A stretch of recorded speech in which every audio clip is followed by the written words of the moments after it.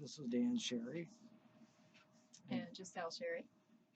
and I wanted to go over a few things about uh, the alcoholism, and another topic is a video I made a while back about the power of I am, and I was reading the definition of alcoholism, and it's the inability to limit drinking once it started. I'm trying to figure out why someone would want to start. I've been down that road, and I don't see any benefits of know when to say when.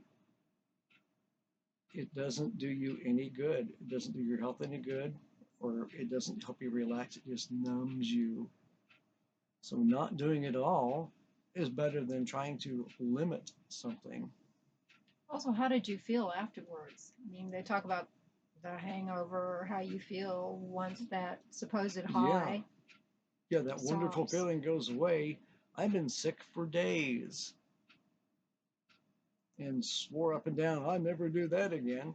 So I got to the point where I got some treatment and decided, there's the word, I decided I wasn't going to do that anymore. It wasn't beneficial to my health. I've mentioned my triglycerides a few times back. Alcohol will drive up your triglycerides, especially when you have trouble with them to begin with. So, can I ask you a question? Hmm. So, you made a decision. Now, is my understanding that decision, the word decide, means to cut away? In other words, you've decided this and there is no other option. You have decided you've cut this part away. Correct. Okay, so did you ever have any problems with feeling like, okay, I made this decision, I've made a choice for myself to feel better in my body, feel healthier, but did you ever struggle with wanting to, that temptation? It seems like a lot of people struggle with that. No, I didn't. I've heard of people going into a place and then having a conversation with alcohol in their minds. I mean, not a verbal conversation. People would stare. I just, Really? it was like eating something that's not good for me, like Cheetos. They taste good, but they're not good for me. It's a long-term effect. What do you really want? Do you just want a temporary high, which is ultimately going to crash you and you're going to feel like crap? Yeah, Yeah. it's you have to decide what you want. Yes, I personally I am not going to claim that I am anything adverse. And they say, well, you have to own this. At a certain point, you've got to let it go. If you're past it, you're not. Part of the craving, I think, is keep telling yourself that you're part of it, like saying, I am an alcoholic. If you're not past it yet, then continue to go to your meetings. Me personally, since I made a decision, it, it seemed like it was going against my grain to keep claiming it. It seems like I was holding myself back from getting better. So, I mean, you see at these meetings that they follow a certain, I mean, it sounds like it's after a while things become outdated and they no longer really serve a person. And so there's that beginning stage. If a person finds that they're ready and willing to get help, and then they go to a group, and it's great that there's groups out there to help people when they make that decision, at least that first decision, to do something better for their life. But as far as the meetings and the programming and what they're told, you want to address that a little bit? It's almost an insistence that you have to claim your disease. And my way of thinking, and it's been proved, you can get past anything. And you can get past poor health with the right diet. You can get past anything with the right frame of mind. Some people think that, no, you can't do that with your mind. It's your thinking. It's your mind. You Yeah. can do anything you want to if you decide and believe that can happen. You can get past alcoholism. You can get past addiction. The people who keep going back to it, to me, haven't decided that their life will be better without it. Okay, there's that part where people, first of all, asking themselves, why did I get here in the first place? What am I really covering up? Because chances are, any kind of addiction, even food, it'd be food, sex, alcohol, drugs, anything. Um, the question is, what am I covering up? Why am I numbing myself out? And why am I using this as an excuse to not face something instead of seeking true help that's going to long term help me to live a healthier, more quality of life? Yes, you simply have to make the decision that you're not going to do it and find out why you did it in the first place. Me, I didn't want to feel anymore. Well, what feelings were I trying to get away from? That had to be dealt with so I could move forward. And I know that's not always easy. No, it can be painful, like pulling a big splinter out. Get the splinter out and you'll start to feel better. Yeah. Sometimes we have to face that it's a shadow or something we've carried for years, and it can be scary, but it's that kind of thing, like feel the fear and move forward in it anyway. And once you go through it and you get the help you need, um, the payoff is so much better.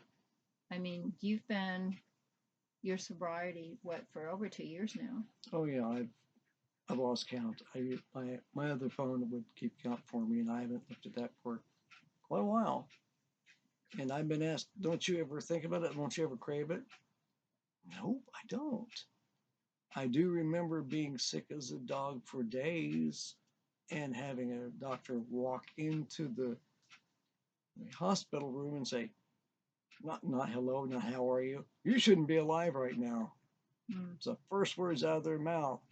That starts to sink in a bit. And Something life, needs to change. yeah, I bet. And life is too precious to be stuck in this, like being stuck in a hole. And instead of trying to get out, you're just making it deeper if you keep doing the same thing over and over again.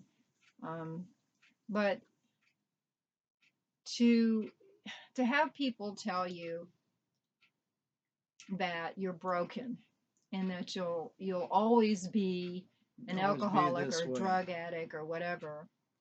I mean, are they really supporting you?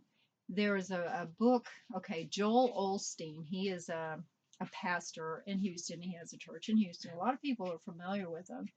And he has a book called The Power of I Am. Is that correct?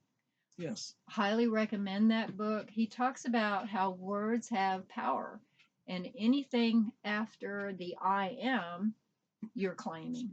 So if you say, I am an alcoholic, or I am broken, or I am sick, or whatever, or Your I am body doesn't poor. know the difference. Okay, Yeah, yeah. this is where we're going to stay. You just claimed it, so this is where we're going to stay. And the same thing goes for the other side of that, No, too. I'm not saying if you need to go to the meetings, you need to go to your NAA meetings, go. But do think for yourself. Mm. I think the intentions are good for them wanting you to do this. But when you see people in there for years and years and years, they're not building the strength and confidence in themselves if they keep repeating that in their mind. I am this instead of, okay, there's nothing wrong with saying, yes, I had a problem with this. In the But past. yeah, I had a problem with this in the past, but I choose to go forward in a healthier way, make healthier choices. Which also brings me to, what if you're clear and then you go somewhere and you're tempted and then you have a drink? Yeah, I've heard And stories address about that. that. They just had a sip of something for celebration. Well, I had a sip. So I'm just going to drink the whole bottle, whole container, the whole box. No. So you had a sip, move on. Yeah. I mean, everyone, excuse me. She's after a cat. Yeah. Anyway, we are human. Things will come up. We get side rails sometimes. But love yourself enough not to use it as a cop out and say, oh, well, I screwed up. Let's just, no, no. Recognize what happened. Don't feel bad about it. Don't beat yourself up because they're, again, we're all human. But also don't make it an excuse to not do better for yourself. I ask myself, these people keep going to meetings for years, and great, they've been sober for a very, very long time. I think they're well past it. If they're not, what goes to my head is, what are they afraid of? When I repeat something, I have to ask myself, what is it that I'm avoiding or I'm afraid of? What is it that I need to change up here, change down in here? This is where it starts.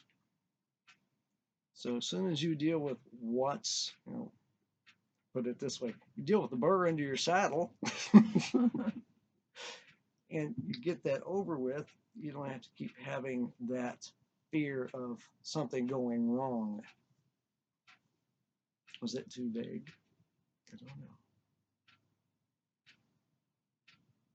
Well, I think first of all, recognizing that there is something that needs to be addressed within your body, but get the help that you need, and there again, do your own thinking. I mean, sometimes well-meaning people think they're helping you in a way, but the body is it's a willing servant to the mind, It'll and do whatever you tell it. If you say I am well, I'm getting stronger every day. I had a problem in the past, but every day I'm getting better. And words are very important. There again, highly recommend that book by Yes. Joel Osteen. You see the progress you've made after whatever incident, and this is the improvements I made. Well, it's obvious that you can make improvements. Mm-hmm. Keep making the improvements. If something happens that make you feel inadequate, that you've slipped a little bit, fine, you slipped. I mean, don't just jump off the deep end. And you get back on the horse again, right? Get back on the horse. Back to the cat. She's on the counter. She's not supposed to be on the counter. Yeah. This Okay. is, anyway. Can be a useful distraction for humor. Okay. Without repeating myself, it runs through my mind. I see what's going on, and I see where I am, where I want to be, and I want to help others get to where I am. I see people I feel that have evolved above me, and I watch those people. I'll just name a few, like Joel Osteen Mm-hmm. and Kevin Trudeau. People like that inspire me. They use their minds a lot. Yes. In their faith and their belief. What do you believe? And they understand the power of words. Yes. It's very self-talk is important too. Yes, self-talk. What you tell yourself. Mm-hmm. Saying, boy, I'm a screw up. Boy, I'm a failure. I'm this, I'm that. Your body's going to start saying, okay, we're a screw up. Mm-hmm. So yeah. Say, wow, look at what I've done so far. I'm capable of so much more. And I know I keep saying this, but love yourself enough to speak kinder to yourself, treat yourself better, be gentle with yourself in the process. And there's a saying that I've come up with, and it makes a lot of sense, and that is, you are the only one who will be with you for the rest of your life. So shouldn't you be your very own best friend? And yes, so thank you. We'll let you go. Thanks for listening. Bye-bye.